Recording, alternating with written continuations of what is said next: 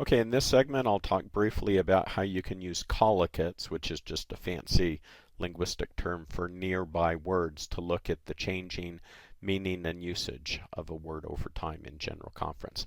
In order to do most of these searches, make sure that it's set to show and decade rather than speaker. Alright, so in this case I'm going to look for words that are near marriage. I put marriage in brackets to get all the different forms of marriage, and I click on collocates, which again just means nearby words.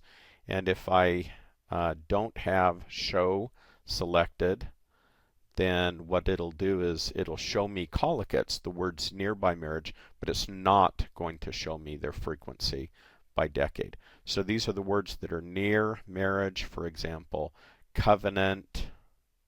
You can see that in context. Eternal marriage, eternity is nearby marriage, or for example, marriages should be happy. Hopefully they're happy. The marriage relationship, marriage is ordained of God, and so on. Okay, so that's the most basic kind of search. Again, if you click on show, then in this case, it's going to find the collocates, but it's going to show you their frequency in the different decades. So for example, you could click on celestial marriage in the 1880s and see how it's used, or you could click on celestial marriage in the 1970s and see how it's used, and it of course meant a very different thing in those two time periods.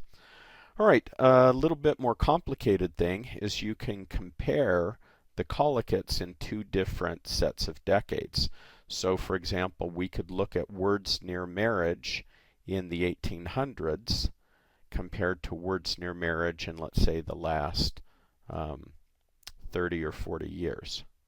So when I do that, back in the 1800s, on the left here, we see a lot of words referring to the institution of plural marriage, theological justifications for plural marriage, and so on.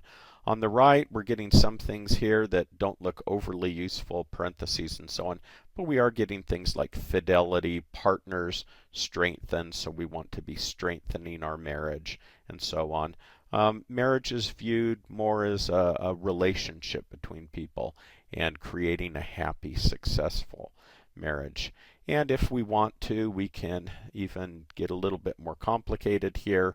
We could say, for example, look just for adjectives near marriage. And now when we do that, some of these things like parentheses and so on that didn't make much sense, they're gone. We still have things referring to polygamy on the left from the 1800s, but you can now see on the right things like good, successful, worthy, wonderful, essential, intimate, greater, beautiful, enduring, and so on. Kind of a more warm and fuzzy view of message or of marriage. And again, you can click on any of those to see the word being used in context. So anyway, collocates, they're very useful to let us see how a word is being used, not just its frequency, but how it's being used over time.